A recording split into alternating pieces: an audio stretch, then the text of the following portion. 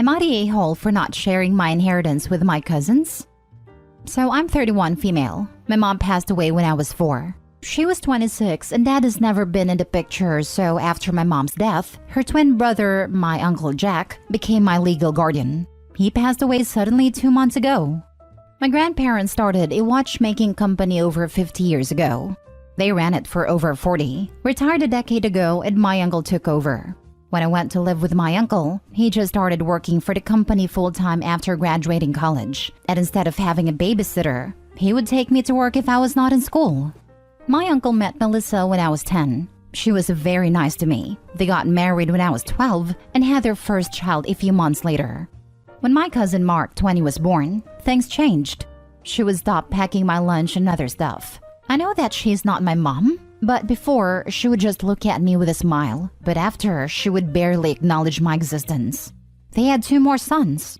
Anyways, I worked there part-time as a teen, helping around, and Uncle taught me a few things. Uncle took over the company in 2012. My grandparents gave it to him, and he took it from 145 employees to almost 1,000 in 10 years. Even started a watchmaking school. I went to college, then Uncle hired me full-time as a designer. Time went on. Mark would work for like 4 hours a week and get a full week's pay, and I've heard all my cousins and my aunt talk about how watchmaking is stupid, and that is too much for something that only tells you the time. This comment is particularly ignorant, as we don't make only watches anymore, and I thought Mark paid just enough attention to know that. But it seems I was wrong, so it never seemed like they were interested in the company. Back to now. After my uncle's funeral, my aunt informed me that they were selling the company, as it's useless to them, but they were willing to let me make an offer first. I was heartbroken. I just lost my uncle and was probably going to lose my job because there was no way I could get the money. Then last week, my uncle's will was read. All the money was divided in equal parts, among me, my cousins, and my aunt. She got as part of the house and I got the company. 100% of the company. They were furious. I now have some friends saying it's their right to be upset for not getting something they understood they were getting. Extended family calling me a thief because it was their father's company. And my cousins texting me things like, just give it to us. We're contesting the will, meeting our lawyer tomorrow, or we're going to destroy you for what you're doing. My grandparents are on my side, but I just feel like I'm being harassed by all these people. Edit: I can't fire Mark right now. If I do, it would be a huge risk. He has flexible hours written on his contract, and he's salaried. And with all this drama, I am getting a lawyer to deal with us. And I don't talk to my aunt and my 2 oldest cousins. The youngest is 11. I just open their messages to take screenshot. Now for the top comments. Not the a-hole. They're just angry their payday was ruined. Your uncle clearly wanted his company to stay in the family. That's why he gave it to you. This is it. It's her uncle's company. No, it's a family company. Opie's grandparents were the uncle's parents. Opie literally is in the same tier of descendants as any of the cousins. The difference is, she'll keep it in the family. Opie, you're not the a-hole. Ignore the sharks. Good for the uncle for leaving his/the family legacy to someone based on merit, not blood, aka direct descendant. This is usually how companies go bankrupt after the founder passed. Not the a-hole. Not the a-hole. Your grandparents would have divided the company with your mom and uncle. It's at least 50% yours. You have added equity by working there, and they have all been compensated fairly with cash and housing. Sadly, you should let your cousin go if he's just there for the paycheck and not working. This is what your uncle wanted, honoring him by doing exactly what it says in the will. Your cousins will continue to be furious. They may even sue, but continue to honor your uncle even if you have to go to court. Next story. Am I the a-hole for selling my portion of the house because my sister made my wife watch her daughters? I, 28 male, and my sister, 45, co-own a house together. It was a duplex, but we ripped out the wall in the living room years ago, so now it's a one big house. She has 2 girls. My wife and I have 2 boys and 1 on the way. It's a giant house, and there's still 3 extra bedrooms left over. My sister recently has been pretty much conning my wife into taking her daughters with her everywhere. She does this very so often, honestly. She takes needing a break to the extreme, and it's always when the warm weather hits. Because my sister is really overweight, gets overheated and can't handle her children during these times. So anyways, she's been asking my wife pretty much daily to take the girls with her every single place she goes. My wife ends up feeling cornered as she doesn't like confrontation and just gives in. And what really angered me was that this even bled into my children's first ever concert. We got tickets well in advance, and unfortunately, I ended up breaking my hip and couldn't go, so there was a ticket left over. I was destroyed over not being able to go. I was in the hospital, but my wife decided to still bring the boys. Then she calls when they got there, and I find out that my sister basically told my wife how unfair it was that there was an extra ticket that her oldest daughter could use, and she didn't even ask to bring her. Needless to say, the kid ended up being taken to the concert. And by the time my wife got to the concert and called me, she was crying and completely overwhelmed and didn't even enjoy herself. My niece has ADHD and is one hell of a handful, so there was no relaxing. I got home 2 days ago and went up one side of my sister and down the other. Told her that she had to take our kids this weekend so my wife could go and relax after being conned into parenting 2 extra kids for so long and not getting a single stroke of a second to herself. My sister got angry, saying my wife could have just said no. But my sister never takes no for an answer, so this response was truly manipulative. So in turn, I told her I'm selling my portion of the house, which means she would have to sell or convert back to duplex, which they don't have the money for, because I don't want to be around her BS anymore. She's been begging and crying to us for 2 days, trying to take our kids and kissing our butts. This home has been in our family for 6 to 8 generations, so my sister doesn't want to sell. But I have to stick to this because I don't trust her. Am I the a-hole? Edited to add, well, I can appreciate people saying that this is an open-ended threat on my end and that I would be responsible for the cost of converting back to a duplex. Please understand that I've already spoken to a few lawyers about this, as I thought the same thing. And no, it's not on me financially to do this because of how the co-ownership deed is written. I'm not sure the in-depth legalities, but I did speak on behalf of this issue profusely because I too thought it would be my obligation to rebuild a duplex with my intention to sell. But legally, it is not on me for whatever reason. Not the a-hole. You were all insane people for tearing down that wall in the first place, lol. Exactly. Good walls make good neighbors. Not the a-hole. I don't think a wall would stop that sister. Sister is super entitled. The wall wouldn't have even slowed her down. She'd have just dumped an OP and his family. Not the a-hole. What your sister has been doing to your wife is pretty scummy. Though I'm honestly surprised that you let it get to the point where you were so fed up you decided to sell the house. Either way, she needs to take responsibility for her own children and not have the ability to corner your wife into doing it for her. Also, if the home has been in the family for generations, the former duplex may not meet the zoning codes for lot size and zone. Legally not conforming uses are permitted unless they have been abandoned for a year in most jurisdictions. It's standard language in local zoning codes, so it may not be possible to convert it from a one-family back to a duplex.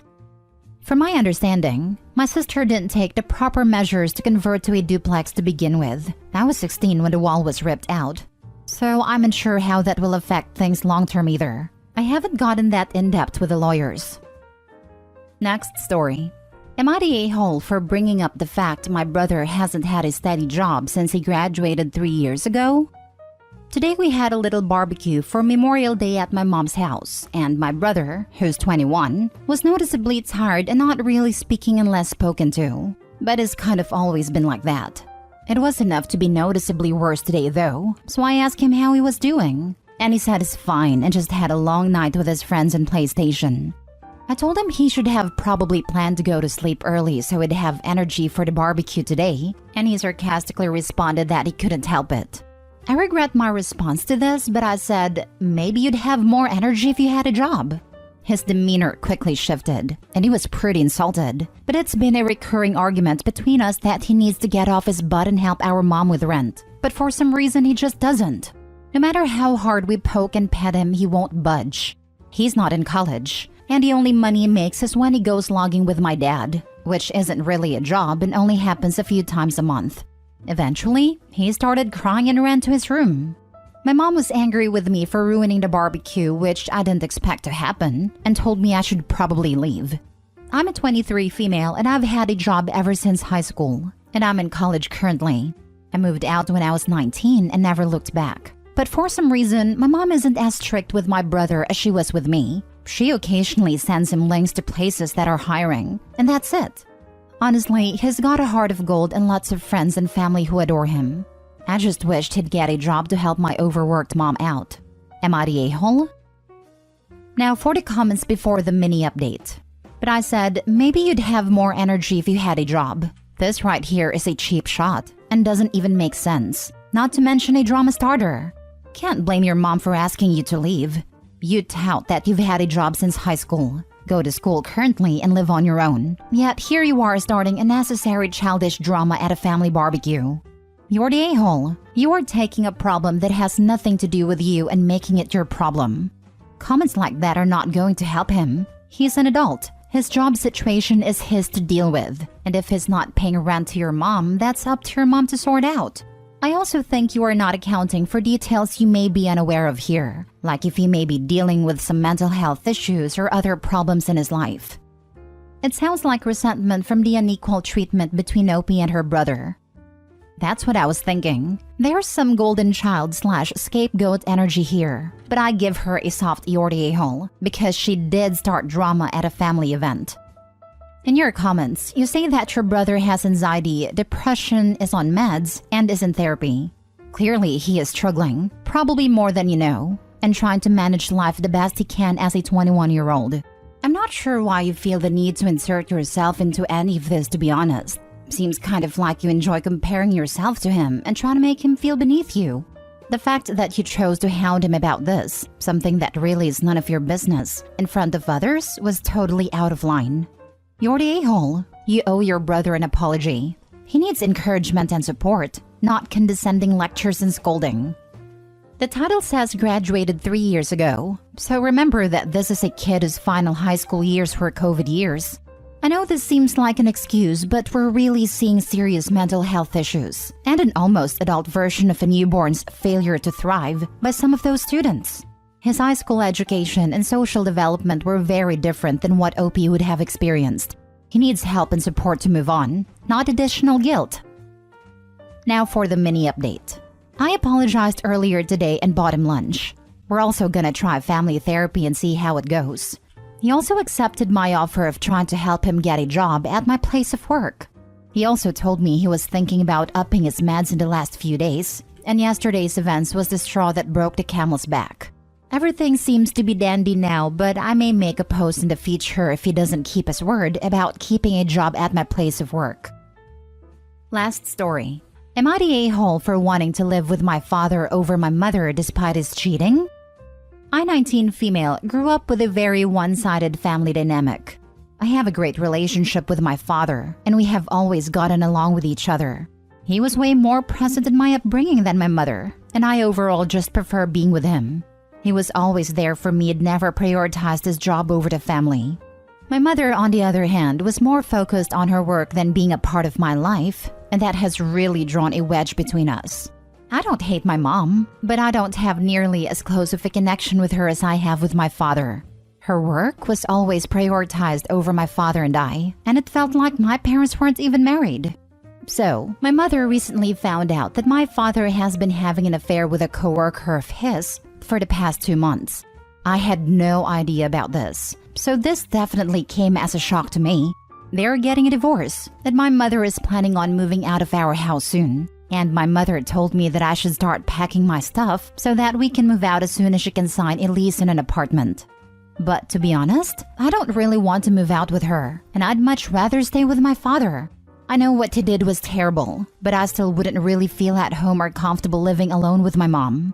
I know that if I live with my father, he'll continue to support and take care of me like he has been doing, and like my mother. When I told my mother that I wanted to live with my father, she had a mental breakdown. She started telling me that her father broke up our family, and that he broke her, and that me choosing him over her is a massive betrayal from me towards her. My mother got really emotional, and I felt bad about this all. Am I the a-hole? If the dad was earning less than your mother in this time period, it makes sense that your mother was more career-focused to manage the house expenses. While this doesn't mean the family can be neglected, it also hints that maybe your father was having affairs for a long time and chose to remain distant from the mother, which further drove her away to focus on work. He was only caught this time. No reason to think he wasn't cheating before. Do you know for sure that your mom wasn't significantly earning more, or rather that your father brought home lesser income? During your childhood, not current situation. My father earned more than my mother and took care of the majority of the bills at home. He was a hard worker, but always made sure that he had time for the family and never let his career come between us. And because my father did so much for the family, my mother was rarely present and was always focused on her career and put us on the back burner, which made us feel neglected. We always expressed to her how we felt, but she never listened. Do you feel him cheating on your mom was justified then? It just sounds like you're okay with everything that happened.